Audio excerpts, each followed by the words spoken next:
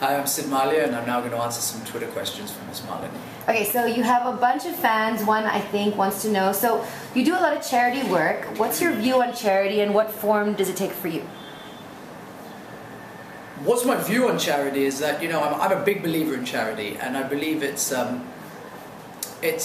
important to always help those out who are either less fortunate than you or are in a position of disadvantage, maybe through a physical disadvantage or through a financial disadvantage. It's always important to give back to the community and give back to society.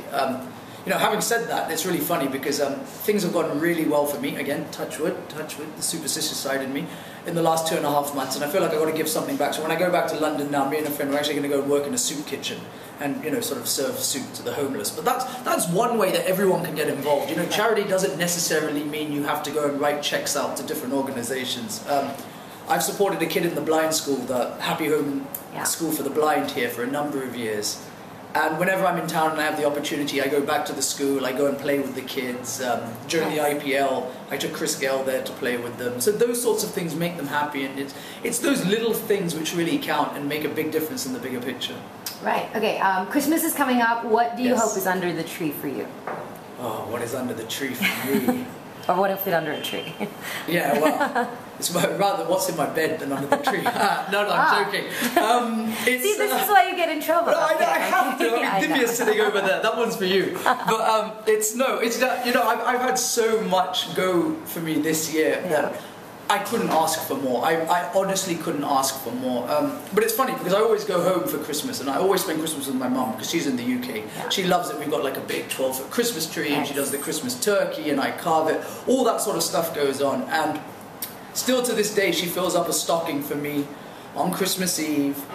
We leave a plate of cookies and milk out, carrots for the reindeer. Wake up in the morning, come downstairs. The cookies have been eaten, the milk's been half drunk, there's a note from Santa Claus saying thank you, and there's a stocking full of stuff. Most of it's junk, but it's the thought, and it's just that fun thing that that you like. So I'm just hoping for a few more sort of gimmicks like that, but nothing that I can really think of because it's just been too good. And another question in saying, so you used to be a business boy, and now it seems you've switched to acting. What made you change, and then who's going to inherit your dad's business? Well, I'm still a business boy at the end of the day, right? I mean, business is not something that you can just stop doing. And nowadays, it's always about thinking outside of the box.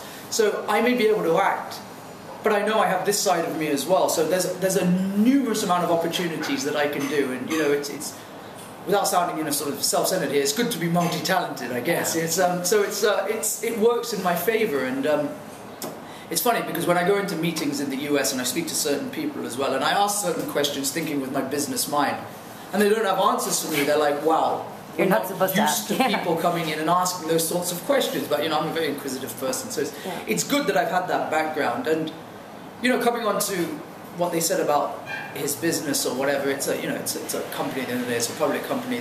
I'm sure what he does with it is his decision at the end of the day, and what goes on and how it moves forward, we just have to wait and see. Nice. And Mark, you had a fashion question? Yes, I did.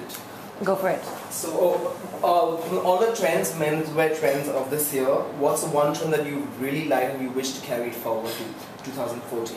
Honestly, I have no clue what the trends have been this year, and I never pay attention to trends. I always wear what I feel comfortable wearing, and if it's 3 years outdated, then so be it. It's what I wear. I don't actually follow what the current trend is. If you ask me today what men are wearing and what the trend is, I have no clue. I just wear what makes me comfortable, and this sort of stuff. This is my favourite brand here, Young and Reckless. Well, who's this by? You said it's by an Indian company? Well, no, it's not an Indian company. It's a couple of friends of mine who happen to be originally Indian back in the US. They started this. I think one of them started this. Started another brand called 5-4, and then this sort of spiraled out of it. But it's great stuff. It's good fitting T-shirts. It's Young and Reckless. It's cool. That's all it is. It just looks the part. So it's nice, and it's this sort of stuff. And a wish for all your friends and fans and people following you on Twitter for Christmas and the holidays? I wish you all a very Merry Christmas. Go and get absolutely plastered drunk, eat far too much food. I hope you get all the presents you wish for, and you have a lot of holiday cheer, and I wish you all the best for 2014.